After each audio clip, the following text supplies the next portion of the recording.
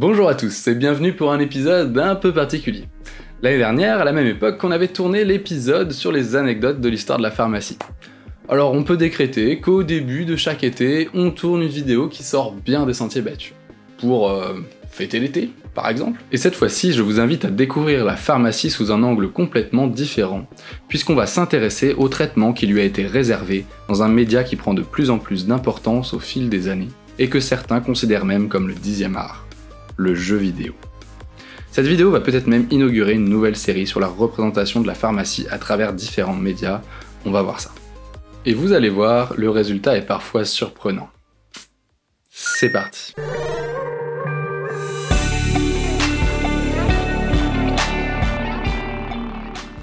Avant toute chose, sachez que le monde du jeu vidéo est très vaste, et qu'il est plus que probable que certaines références nous aient échappé.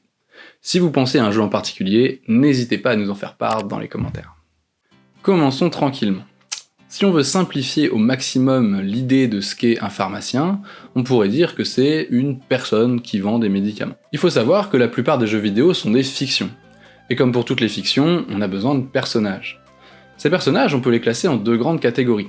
Les personnages joueurs, que l'on incarne, et les personnages non joueurs, ou PNJ, qui vont tout simplement accompagner les aventures de nos héros. Et bien voilà, la première utilité du pharmacien dans le jeu vidéo, c'est celle-là, elle est pas très glorieuse, mais c'est en tant que PNJ, des personnages qui vont servir à soigner nos héros ou à leur vendre des objets de soins. On les retrouve le plus fréquemment dans les jeux de rôle ou les jeux d'aventure, lorsque l'on incarne des héros qui doivent voyager, accomplir une multitude de quêtes périlleuses et affronter des ennemis toujours plus puissants. Les développeurs sont en général pas trop cruels et dispersent sur le chemin des stands, des personnages qui permettent de soigner nos héros. Et certains sont complètement assimilés à des pharmaciens. Prenons un exemple avec une série de jeux légendaires que tout le monde connaît au moins de nom. Dans tous les jeux Pokémon sont placés des centres qui permettent de soigner nos créatures et qu'on pourrait apparenter à des hôpitaux ou des cliniques. Mais, à partir de la deuxième génération et Pokémon Or et Argent sur Game Boy Color, on peut trouver dans les jeux une herboristerie et son herboriste. L'herboriste vend des plantes médicinales pour soigner ses créatures. Herbe rappel, racine énergie, poudre soin, poudre énergie par exemple, et c'est amusant de constater qu'il y a un côté concurrence avec les supermarchés classiques du jeu, où on peut trouver des produits qui ont un effet similaire, à la différence près que les médicaments diminuent le bonheur des Pokémon, en référence à l'amertume des produits à base de plantes, pas toujours agréables à consommer. À partir de la 6ème génération, les PNJ herboristes s'étoffent. On trouve Chloris et sa boutique Les Bienfaits de Chloris à Illumis, ou le vendeur de remèdes à Koni Koni en 7ème génération. On peut trouver chez certains de ces herboristes des accélérateurs, qu'on pourrait assimiler à des compléments alimentaires, objets particulièrement puissants dans le jeu comme le zinc, le carbone, le fer, les protéines ou le calcium. Des produits qu'on peut effectivement trouver dans une pharmacie réelle. Dans Pokémon Emerald, en plus de l'herboristerie, une autre herboriste tient un stand sur le marché de Poivre-Sel, dans lequel il est possible d'acheter les mêmes articles. Alors que dans Pokémon Crystal, l'herboriste n'a pas de boutique fixe, mais un stand dans les souterrains entre deux villes. Tout cela faisant référence au côté marchand ambulant dans l'histoire des pharmaciens. On trouve également à Irisia, dans la région de Johto, une pharmacie à part entière. Elle a son intérêt dans une quête de l'histoire principale qui consiste à venir au secours de Faramp, le Pokémon phare d'Oliville. On y trouve le Potion Secret, un remède décrit comme un médicament génial vendu à la pharmacie d'Irisia, soigne totalement un Pokémon de tout problème de statut. Donc un remède miracle et bien mystérieux qui permet de guérir tous les maux. Ça vous rappelle pas un certain Orvietan ?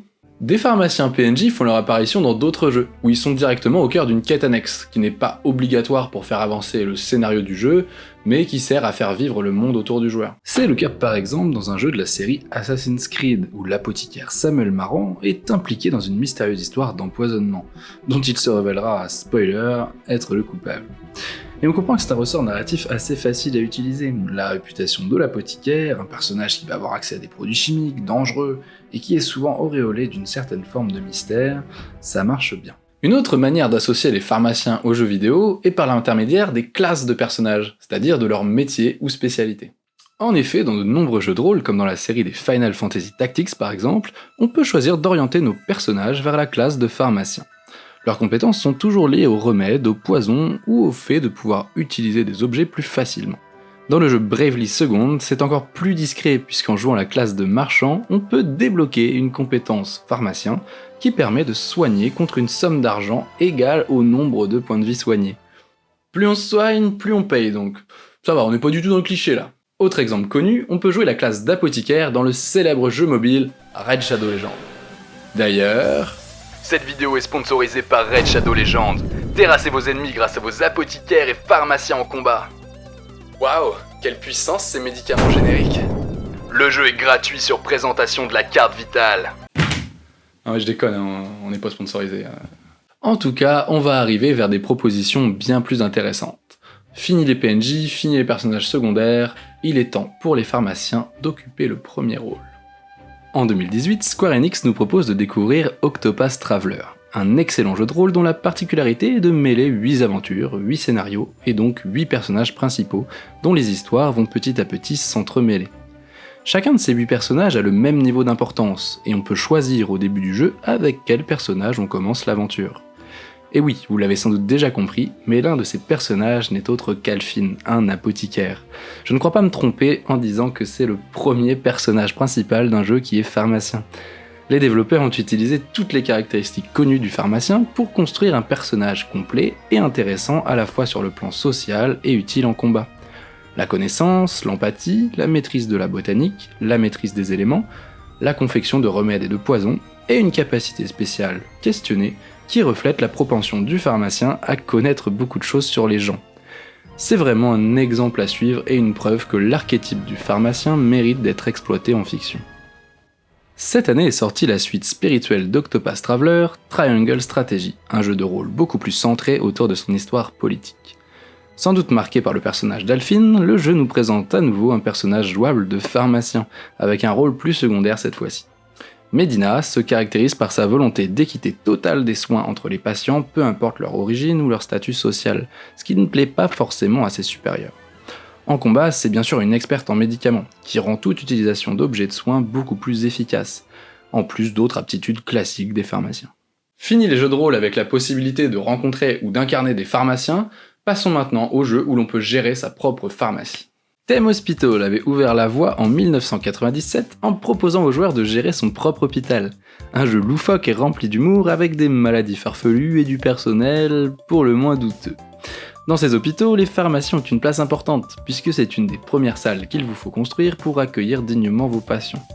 Pour coller à l'ambiance du jeu, on peut noter que la sélection des médicaments semble se faire de manière totalement aléatoire, par une machine qui distribue les comprimés comme des bonbons. Le pharmacien est donc un peu moqué ici, puisque le jeu considère qu'il fait n'importe quoi. Mais bon, tout le jeu est dans ce registre humoristique, donc bon. Si le jeu vous intéresse, sachez qu'un jeu très similaire est sorti en 2018 sous le nom de 2 Point Hospital. Toujours dans les jeux de gestion, voici Big Pharma, sorti sur PC en 2015, un jeu qui vous met dans la peau d'un gérant de laboratoire pharmaceutique. Le but est de gérer au mieux votre chaîne de production de médicaments. Pour ça, vous décidez tout simplement de tout, du nom de votre médicament, de son prix, en passant par les matières premières utilisées pour le fabriquer. Le jeu se place donc du côté du pharmacien industriel, et joue beaucoup sur les clichés très répandus sur les laboratoires pharmaceutiques avides de pouvoir et d'argent. S'il apporte cette touche de décalage et d'ironie, le jeu se veut tout de même beaucoup plus sérieux dans son approche de simulation et de gestion d'entreprise. Le jeu reçoit un succès critique relatif, mais il aura eu le mérite de proposer une approche et une vision différente du pharmacien dans le média. Allez, on passe à une petite pépite récente, Potioncraft Alchemist Simulator, sorti en 2021 sur PC. Un jeu qui revient un peu à la base du métier puisqu'on incarne un alchimiste qui va concevoir des potions et des remèdes à partir de plantes trouées dans son jardin ou achetées à divers marchands. Bien que se déroulant à une époque plutôt médiévale, le jeu nous met vraiment dans la peau d'un pharmacien moderne puisque les journées sont rythmées par les habitants des environs qui viennent à la boutique exposer leurs problèmes, le joueur ayant pour but de concocter la potion qui va répondre le mieux possible à chaque demande, que ça soit pour cicatriser une plaie ou pour faire disparaître une colonie de cafards. Le jeu est très beau et joue sur des mécaniques de fabrication de potions très satisfaisantes. Oh, je suis satisfait. Je suis si satisfait. Je ne peux donc que vous le conseiller. Allez, on passe à une autre tentative de simulation de pharmacie qui se veut à la fois plus réaliste et à la fois... vous allez voir. C'est un jeu qui est sorti en 2006 sur PC et regardez-moi cette magnifique jaquette. Oh là là, comme elle est bien TP de chimie, bien livre scolaire, hein. On sent qu'on va faire de la vraie science, là. Et... Ah. Ah, ok. Dans ce jeu de simulation, donc, on peut sonder les habitants de la ville pour voir quels sont leurs besoins en médicaments et derrière les fabriquer en fonction, et les vendre dans l'officine. Et oui, c'est à la fois une simulation d'industrie et d'officine, c'est ambitieux. Ensuite, il y a des phases où vous devez servir les clients à l'officine et ne pas trop les faire attendre, sinon, ils s'énervent. Exactement comme dans la vraie vie. Et attention parce que visiblement, on est très vite submergé. Attendez, 8 personnes au comptoir pour une seule personne à servir ? C'est un peu chaud là. Bon, sinon, pour ce qui est du gameplay, c'est hyper mou. On doit juste cliquer sur le bon médicament pour chaque client. Mais qu'est-ce qui se passe là dans cette pharmacie ? Mais il faut recruter là, mais cette personne va finir en burn-out, j'ai de la peine pour elle là. Mais attendez, mais elle a pas de pause le midi. Elle fait l'ouverture et la fermeture toute seule, sans pause. 9h30, 18h15, non-stop, sans pause, et elle a fait 60 € de chiffre d'affaires. Non mais tu vas pas rentrer dans tes frais là, qu'est-ce que c'est que cette simulation ? Simulation de pharmacie, simulation de jour des cauchemars plutôt. La pharmacienne de Simkemis tiendra 2 jours et demi avant de quitter son poste en courant. Elle est actuellement en dépression nerveuse et cherche à se reconvertir dans sa passion de toujours, le toilettage canin. Bon, vous l'avez vu, dans la plupart des cas, la fiction et donc le jeu vidéo essaient de simplifier ou en tout cas de réduire à des caractéristiques fortes et marquantes ce qu'est une pharmacie ou un pharmacien. Et pourtant, à l'inverse, la fiction peut permettre d'aller plus loin, de penser, de théoriser des phénomènes qui n'existent pas ou pas encore. C'est ce qu'on appelle la science-fiction. Je vais vous donner un exemple avec une histoire de médicaments au cœur de l'intrigue d'un des meilleurs jeux de ces dernières années, The Last of Us. The Last of Us est un jeu post-apocalyptique dans lequel le monde est ravagé par une pandémie causée par un champignon de la famille des cordyceps qui infecte les humains par contact respiratoire avec des spores de champignons ou par contact direct avec un autre sujet infecté. Le champignon se développe très rapidement dans le cerveau humain qui perd petit à petit le contrôle de ses mouvements et de sa volonté propre, jusqu'à en devenir une sorte de zombie dont le seul but est de répandre ses spores et donc de contaminer d'autres humains. Toute l'intrigue tourne autour d'un personnage, Ellie, qui mystérieusement semble immunisée aux champignons, malgré une morsure d'un des infectés. Elle va donc devenir un centre d'intérêt pour les chercheurs qui voient en elle un espoir de mettre au point un vaccin contre cette infection mortelle et donc sauver l'humanité. On est évidemment dans le domaine de la science-fiction, mais il est intéressant de se demander si l'existence d'un tel vaccin est possible dans la vraie vie, ou même si ça ressemble à quelque chose qui existe déjà. Eh bien figurez-vous que oui, des vaccins antifongiques, c'est-à-dire contre des infections causées par des champignons, peuvent exister. Il y a de nombreuses recherches qui existent sur Candida albicans, notamment le champignon qui est responsable des mycoses bénignes, mais qui chez des patients immunodéprimés peuvent être très très graves, voire mortels. Alors bon, on va pas se transformer en zombie, hein, mais on va juste mourir en fait. Visiblement, on essaie depuis longtemps de mettre au point un vaccin contre les infections fongiques, dont les cryptococcoses, mais sans grand succès pour le moment, les chercheurs rencontrant beaucoup de difficultés. Mais comme le jeu se déroule dans les années 2030, c'est complètement envisageable et réaliste de créer un vaccin contre un champignon qui serait aussi virulent. Pharmacie et jeux vidéo font donc plutôt bon ménage. Et on espère qu'à l'avenir, les développeurs continueront à trouver de bonnes idées pour mêler ces deux univers.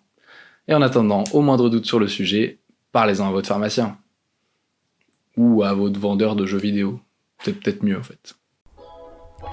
Hey, vous avez kiffé la vidéo ? Faites-le nous savoir. N'ayez pas peur, commentez, likez.